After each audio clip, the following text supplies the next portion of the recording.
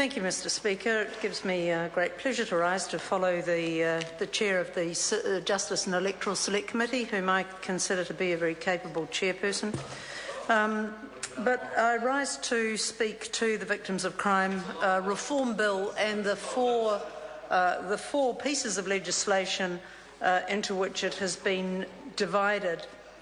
Mr. Chairman, Mr. Speaker, this must be wash-up week. We've had budget week, and that's over. And this must be wash-up week because we are arriving on the order paper at pieces of legislation that have been languishing for a very long time. And so the government has decided to see what they can do to win a few points, to be able to get out into the electorate before the general election and say, look what we did. Don't look at how long we took to do it, just look what we did, and we've got it done in time for election 2014. Mr. Speaker, the report from the Select Committee on this piece of legislation is testimony to the tardiness of the government, actually, in this respect. The committee membership list in that the report back from the Select Committee shows that 4 out of the 9 members of Parliament who were on that committee at the time are no longer members of Parliament, are not even here. We have Dr. Jackie Blue, Charles Chauvel, the Honourable Leanne Dalziel and Katrina Shanks, all of whom left this Parliament some time ago. That's how long this piece of legislation has been sitting around. In fact, if one goes back to the whole point of when this legislation began, consultation around it began in 2009. And if you look at the regulatory impact statement from the department, there was quite extensive consultation in 2009. That resulted in the Victims of Crime Reform Bill being referred to the committee on the 4th of October in 2011. So they spent 2 years or a bit more from 2009 to late 2011 consulting with a range of people, which is right and proper. It's good that they did that, but they did take a long time doing it. And then the closing date for submissions was the 17th of February 2012. We had the election in between the time that it came to the Select Committee and the time that submissions were to close. 34 submissions were heard, and at least were received, and 12 submissions were heard. And then it was not to see the light of day again for some time. So here we are at the end of May in 2014, 5 years on from the time that the original consultation process started. Let's hope this is not the way New Zealand expects legislation to proceed. Mr. Speaker, New Zealand Parliament has dealt a number of times since 1987 with the rights of victims of crime and with their interests. The Labour initiatives such as the Victims of Offences Act 1987 and the Victims' Rights Act of 2002 were two such efforts to address the concerns and the sensitivities of victims of crime. And both of those initiatives adopted an incremental approach to changing the system. And there are some critical issues here, which I'll get to in just a moment. But the aim was to make the system more responsive and more sensitive to the victims of crime and to their families. We support this bill because it moves along in that same tradition, some incremental change that addresses the rights of victims of crime. But we do think from the evidence that was presented to the Select Committee all those years ago that it is time to do more.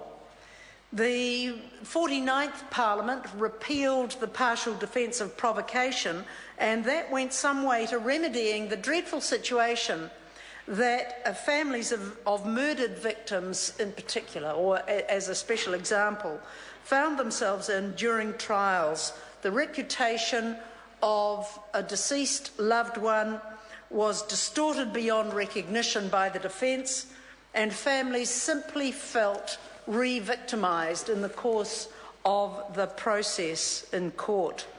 And that still happens. Further substantial reform to address and eliminate this practice is clearly needed.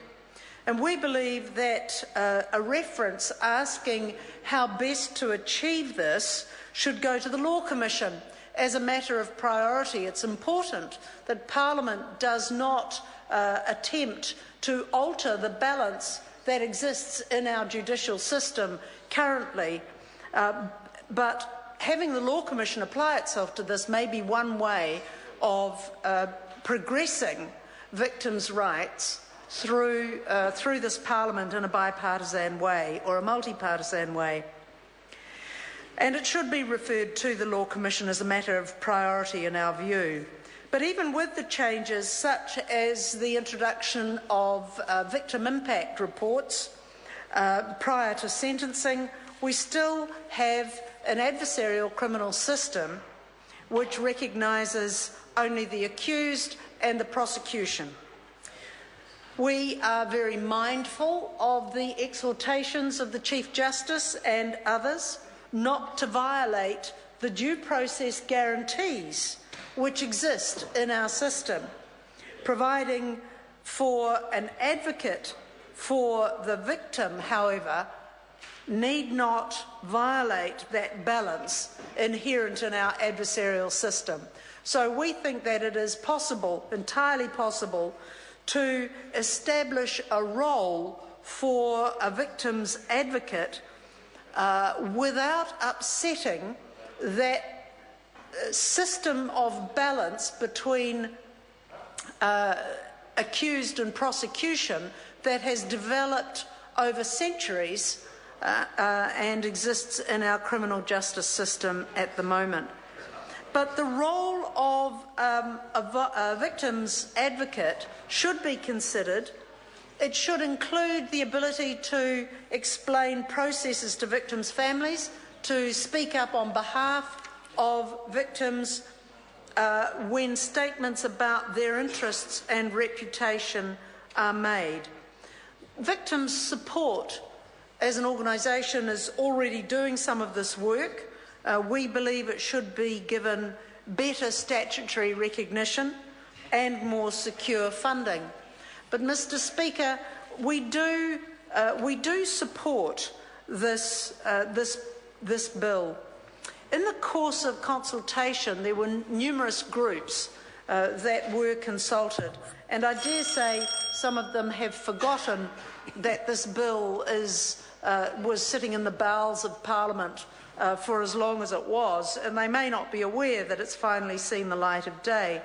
But I hope that those people who were consulted, including the Chief Justice, the Chief Judges of the Family, Youth and District Courts, the New Zealand Council of Victim Support Groups, Sensible Sentencing Trust, the NGO Alliance associated with the Task Force for Action on Violence Within Families, and Toa Nest, Te Ohaki Ahine, National Network Ending Sexual Violence, together will have some notification that this bill is finally passing its third reading. Mr. Speaker, it does enjoy support across the House. There are more things that we could do, and Labor looks forward to doing them in government. Thank you. I call David Clendon. Thank you, Mr. Speaker. I'm